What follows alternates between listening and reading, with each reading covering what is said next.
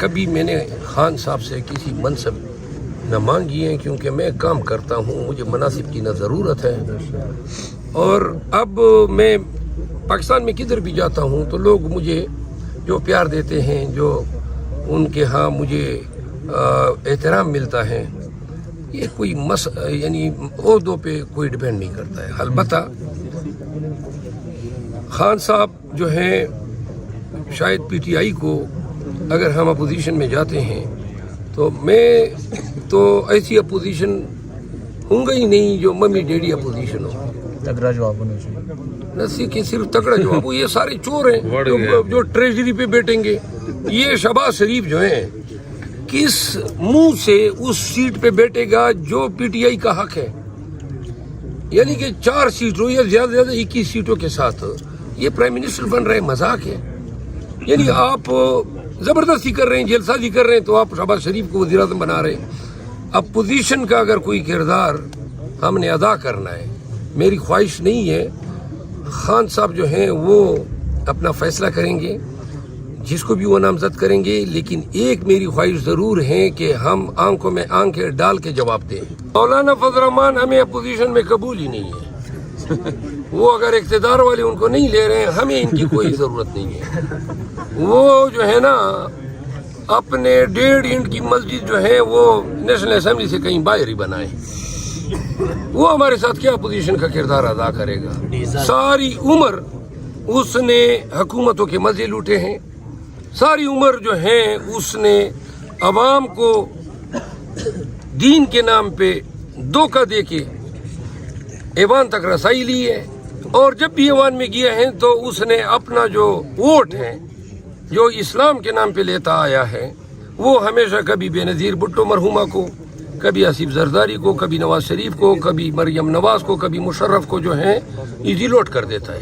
السلام علیکم، میں ہوں حسنین، آپ دیکھ رہے ہیں نیا پاکستان۔ میرے ساتھ اس وقت شیر افضل مروت صاحب موجود ہیں اور ہم ڈیرہ اسماعیل خان میں موجود ہیں۔ مروت صاحب السلام علیکم۔ بھائی شام ڈیرہ اسماعیل خان میں آپ آئے ہیں، ایک تو علی امین گنڈا پور وزیر اعلیٰ نامزد ہوئے ہیں، ان کو لے کے بھی بہت مخالفت ہے، اور جو الیکشن میں ہوا اس حوالے سے کیا کہنا چاہیں گے آپ؟ علی امین خان کی مخالفت جو ہے وہ تو وہی لوگ کر رہے ہیں جو پی ٹی آئی کا برا چاہتے ہیں۔ علی امین خان جو ہیں اس نے پاکستان تحریک انصاف کے ان چند چنیدہ لیڈر میں سے ہیں جنہوں نے سب سے زیادہ صعوبتیں جھیلی ہیں۔ ان کی تمام جائیداد فی الوقت کرک ہیں، اور یہ اپنے والد صاحب کے جنازے پہ تب آ سکا جب ان کی چیف منسٹر ہونے کی اناؤنسمنٹ ہوئی۔ علی امین خان نے بڑی تکلیفیں جھیلی ہیں۔ میں چونکہ ان کا وکیل رہا ہوں، پہلے ڈی خان، پھر بکر، پھر اسلام آباد، پاکستان بھر کے درجنوں تنازعات میں ان کا ریمانڈ لیا گیا، ان کی توہین کی گئی، ان پہ تشدد کیا گیا۔ میں چونکہ وکیل اور کلائنٹ کے درمیان بڑی کنورسیشن ہوتی ہے، تو میں آگاہ ہوں کہ اس پہ ہر قسم کی صعوبتیں جو ہیں، لیکن اس کی خوبی یہ ہے کہ بڑے مشکل حالات میں یہ ڈٹ کے کھڑا رہا۔ یہ اور ہمارے سوات کے جو مراد سعید اور یہ دونوں سب سے زیادہ ہٹ لسٹ پہ رہے ہیں، اور انہی حالات کی وجہ سے یہ کبھی بھی سامنے نہیں آ سکا، حتیٰ کہ اس کی کمپین جو ہے ڈی خان واحد حلقہ تھا جہاں پہ صرف ان کی حد تک کمپین پہ قدغن تھی۔ اور مجھے ڈی خان سے ایک خاتون کی کال آئی، اس نے کہا کہ جی میں ڈکی کے علاقے سے ہوں اور میرے بھائی اور باپ کو 1 ہفتے سے اٹھایا گیا ہے، میں نے علی امین خان کے 100 ایجنٹس کو ٹرین کیا ہے، پی ٹی آئی سے میرا تعلق ہے، تو اب ادارے یہ پولیس والے یہ کہہ رہے ہیں کہ آپ نے مولانا کے لیے پروگرام کرنا ہے، تو تب آپ کے بھائی اور اس خاتون کی گفتگو کی تھوڑی دیر بعد علی امین خان کی مجھے کال آئی، تو میں نے اسے کمپین کا پوچھا، اس نے کہا جی میں کمپین کہاں سے کروں، میرے بھائیوں کو بھی اجازت نہیں ہے۔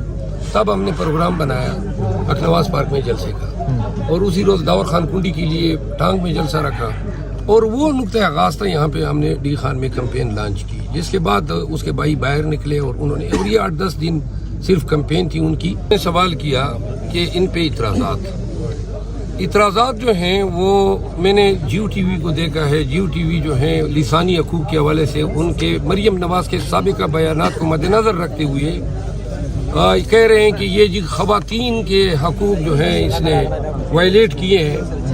مریم نواز جو ہیں وہ ایک سیاسی نمائندگی کرتی ہیں، اس کو بطور صرف خاتون نہیں تصور کیا جائے گا، ایک سیاسی لیڈر ہے، اس پہ تنقید بھی ہوگی اور پھر اس کی سرجریز کے حوالے سے ان پہ تنقید ہوئی۔ تو مریم نواز کا جو 30 سال پہلے جو تصویر یا شکل تھی اب تو مختلف ہے، تو یہ بات نہ کرنا یا اس پہ تنقید کرنا میرے خیال میں بنتی نہیں ہے، اور جیو جو ہیں یہ پروپیگنڈا چلا رہا ہے۔ باقی ہمیں کوئی پاکستان تحریک انصاف کے تمام ایم پی ایز کا ان پہ مکمل اعتماد ہے۔ سنڈے کو علی امین خان پشاور تشریف لائیں گے، میں بھی انشاءاللہ سنڈے کو وہاں پہ آؤں گا اور ہم ابتدائی جو حکومت سازی ہیں اس پہ کام شروع کریں گے۔ اچھا مروت صاحب مجھے بتائیں، جو الیکشن میں ہوا، الیکشن رات 2 بجے تک جیتا جا رہا تھا، جس میں یاسمین راشد، میجر طاہر صادق، شعیب شہین اور اس کے علاوہ ایمان طاہر صادق، بہت سے ایسے نام ہیں، ریحانہ ڈار، یہ سب الیکشن جیت رہے تھے، اچانک رزلٹ چینج کیا جاتا ہے۔ اگر ہم اٹک سے اس سائڈ بات کریں رزلٹ چینج نہیں ہوتا، پنجاب جو ہی سٹارٹ ہوتے اٹک سے رزلٹ چینج ہونا شروع ہو جاتے ہیں، کیا کہیں گے آپ؟ یہ ریجنز میں علاقے تقسیم تھے، تو دوسری بات یہ ہے کہ چند ڈی آر اوز نے کے پی میں بھی کھل کے انکار کیا کہ ہم کوئی نتائج چینج نہیں کریں گے، اور چند ڈی آر اوز ایسے تھے یا آر اوز جو بالکل ہی سر بسجود ہو گئے تھے۔ پشاور کے 8 حلقوں میں اور 2 قومی اسمبلی کے حلقوں میں کے پی میں پاکستان تحریک انصاف کے مینڈیٹ پہ ڈاکہ ڈالا گیا۔ یہ پشاور سٹی کے 8 حلقوں کی بات کر رہا ہوں۔ اس کے علاوہ نارتھ وزیرستان میں، شانگلہ میں بھی اور چند اور جگہوں سے جو ہیں ہمارے مینڈیٹ پہ ڈاکہ ڈالا گیا، لیکن کے پی میں چونکہ کلچر ہی ایسا ہے کہ وہ لوگ جو ہیں ایسی اتنی زیادتی برداشت ہی نہیں کرتے ہیں۔ ٹھیک ہے، پنجاب میں سینٹرل پنجاب جو ہیں شاید وہاں ان کی دال نہیں گلی، اور چند حلقے جیسے علیم خان کا حلقہ ہے وہاں پہ اعجاز بھٹر جیتا ہے، یا نواز شریف کا جو اپنا حلقے پہ یہ ان کی جیت بتائی جا رہی ہے وہاں پہ سلیکٹڈ کام کیا گیا۔ تو اس طرح اسلام آباد اور پنڈی کے تمام حلقہ جات بشمول ٹیکسلا، پھر گجر خان اور چکوال، یہ سارے ہم سے چھینے گئے ہیں۔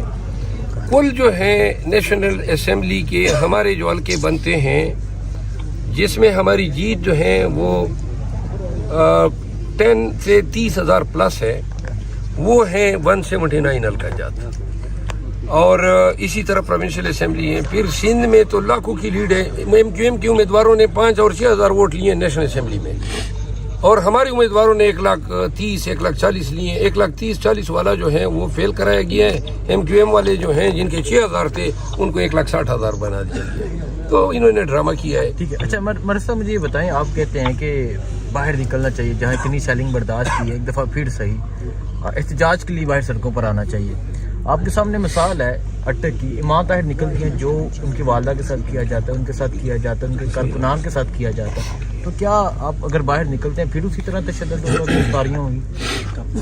میں آپ کو عرض کروں نا، ہم پہلے بھی باہر نکلتے تھے جب سیاہ دور تھا 9 مئی کے بعد، ہمارے 500,000 ورکر ہوتے تھے اور ان کو مار پیٹ پڑ جاتی تھی اور بھاگ جاتے تھے۔ کنونشن شروع کرنے سے پہلے میں نے پی ٹی آئی کی قیادت کے پی میں ان کو کہا کہ میں 1,000 سے ہم کنونشن نہیں کریں گے، کم از کم 5,000 لوگ مجھے جمع کر کے دو، تو پھر ہم دیکھتے ہیں کہ پولیس کس طرح مارتی ہے۔ 400 میں پہلا کنونشن تھا، آپ فوٹیجز آپ کو ملے گی، جہاں پہ 5,000 پلس ہمارے پاس ورکر جمع ہوئے ہیں۔ ایک بھی کنونشن ایسا نہیں تھا جہاں پہ پولیس کو ضرورت ہوئی ہو کہ وہ ان کو ڈسپرس کر۔ ہاں البتہ راستے میں مجھے روکنے کی کوشش کی گئی، ٹیئر گیس کی گئی، دیر میں فائرنگ کی گئی، باجوڑ میں فائرنگ کی گئی۔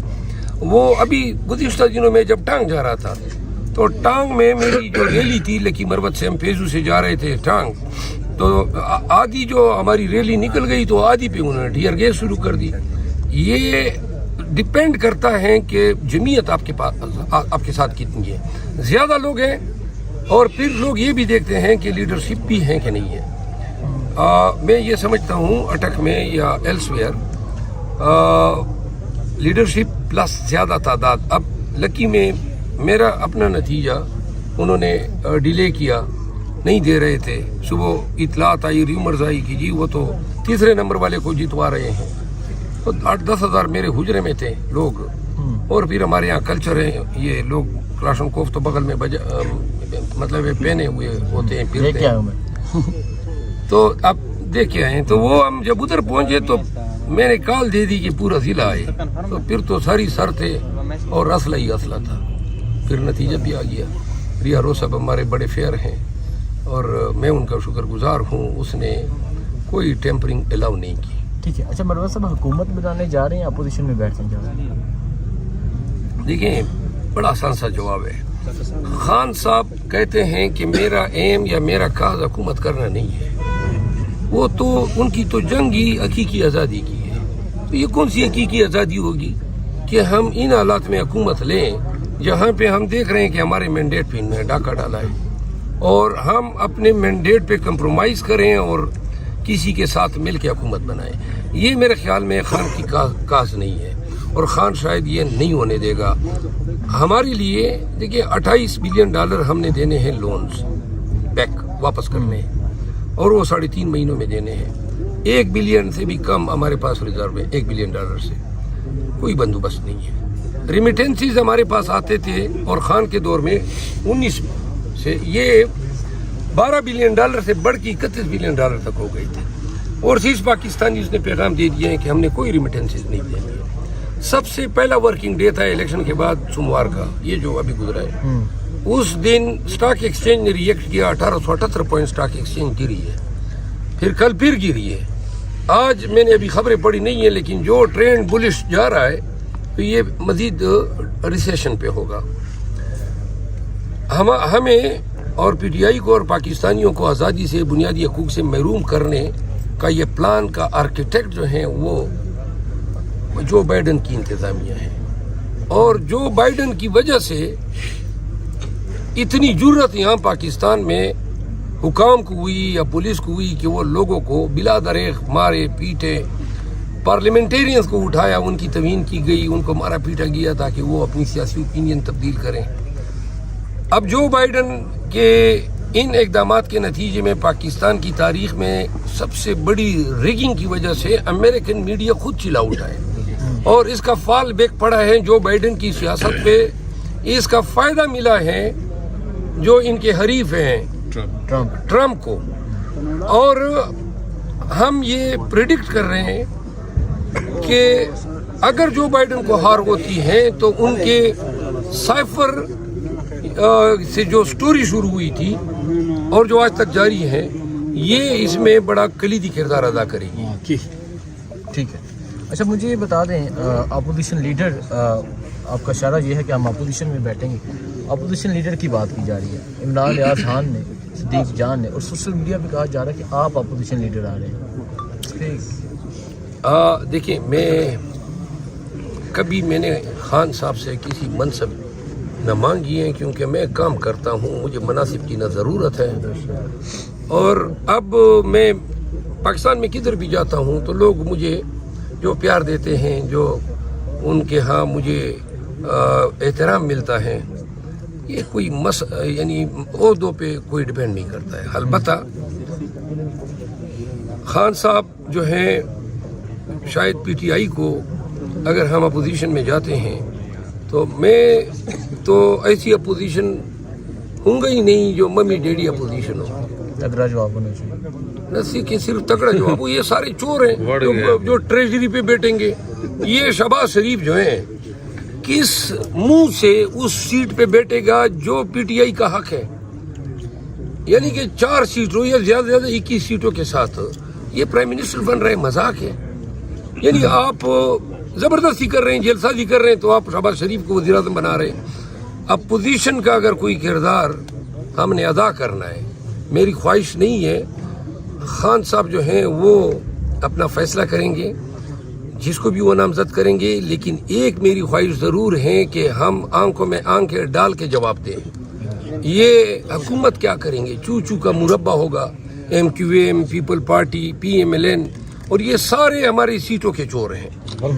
تو لہٰذا یہ لوگ اگر حزب اقتدار میں بیٹھیں گے تو میرا خیال ہے ان کو صحیح اپوزیشن ادا کرنے کے لیے ضروری ہے کہ ان کی صحیح اناٹمی ہو، اسکیتنگ کرٹیسزم ہو، اور ہم ملک کی فلاح میں، جمہوریت کی فلاح میں وہ کردار ضرور ادا کریں گے جس سے پاکستان کی فلاح اور بقا کے دروازے کھلے. ٹھیک ہے. مولانا فضل الرحمان صاحب نے اپوزیشن میں بیٹھنے کا فیصلہ کیا، آپ بھی انہی بینچوں میں ہوں گے جہاں وہ ہوں گے، کیا کہیں گے آپ؟ مولانا فضل الرحمان ہمیں اپوزیشن میں قبول ہی نہیں ہے. وہ اگر اقتدار والے ان کو نہیں لے رہے ہیں، ہمیں ان کی کوئی ضرورت نہیں ہے. وہ جو ہے نا اپنے 1.5 اینٹ کی مسجد جو ہے وہ نیشنل اسمبلی سے کہیں باہر ہی بنائے. وہ ہمارے ساتھ کیا اپوزیشن کا کردار ادا کرے گا؟ ساری عمر اس نے حکومتوں کے مزے لوٹے ہیں، ساری عمر جو ہے اس نے عوام کو دین کے نام پہ دھوکہ دے کے ایوان تک رسائی لی ہے، اور جب بھی ایوان میں گیا ہے تو اس نے اپنا جو ووٹ ہے جو اسلام کے نام پہ لیتا آیا ہے وہ ہمیشہ کبھی بے نظیر بھٹو مرحومہ کو، کبھی آصف زرداری کو، کبھی نواز شریف کو، کبھی مریم نواز کو، کبھی مشرف کو جو ہے ایزی لوٹ کر دیتا ہے. تو لہذا یہ ایزی لوٹ اپوزیشن میں ہمیں قبول نہیں ہے. ٹھیک ہے. ابھی صدیق جان نے ایک ٹویٹ لکھی ہے، میں وہ دیکھ رہا تھا. صدیق جان کہتے ہیں کہ وہ کیا منظر ہوگا جب اپوزیشن لیڈر سیر افضل ہوگا اور اسی اپوزیشن بینچوں میں مولانا صاحب بیٹھے ہوں گے. اس پہ کیا کہیں گے آپ؟ میرا خیال ہے کہ مجھے رول دیکھنے پڑیں گے کہ مولانا صاحب کے لیے ہم ان کی بھی مرضی ہوگی کہ ہم ان کو درمیان میں کرسیاں رکھوا دیں، کبھی ادھر آئیں کبھی ادھر جائیں، جو ان کی عادت ہے. خدا ملا نو سال درمیان تو بہت خطرناک ہوتا ہے سر. کیا پیغام دینا چاہیں گے؟ پیغام میں بیٹھے ہیں آپ. میں ڈیرہ آیا تھا علی امین خان کے والد صاحب کی تعزیت کے لیے آیا تھا. ڈیرہ وہ شہر ہے جہاں میں نے تعلیم حاصل کی. یہاں میں 3 دفعہ جج رہا ہوں ڈیرہ اسماعیل خان میں مجھے اس شہر سے بہت لگاؤ ہے. میں پرانے اپنے یہاں پہ لسی کی دکان پہ گیا جہاں میں لسی پیا کرتا تھا، جلیبی یاد ہے. اور ڈیرہ اسماعیل خان جو ہے نا یہ میرا بہت فیوریٹ شہر ہے. یہاں کے لوگ مجھے بڑے عزیز ہیں، خصوصاً سرائی کی اسپیکنگ. وہ بڑے ڈوسائل لوگ ہیں. بڑے ہمارے پٹھانوں کے آنے سے تھوڑی سی وائلنس بڑھ گئی ہے، لیکن ڈیرہ کی اپنی ایک شناخت ہے. اور پیغام میرا یہ ہے پنجاب کے لیے، ضرور پنجاب نے کمال کر دیا. باوجود اس کے کہ پنجاب میں کمپین نہ کرنی دی گئی، انہوں نے ایسا انتقام لیا ہے اور خان کے ساتھ ایسی حب کا اظہار کیا ہے کہ سارے وہ لوگ حیران و پریشان ہیں کہ ہم نے کیا سوچا تھا اور پنجاب نے کیا کر دکھایا. نیک تمناؤں کے ساتھ ایک امید سحر ہیں ہمارے لیے، پاکستان کے لیے اور خان کے لیے بڑے اچھے ایام آ رہے ہیں.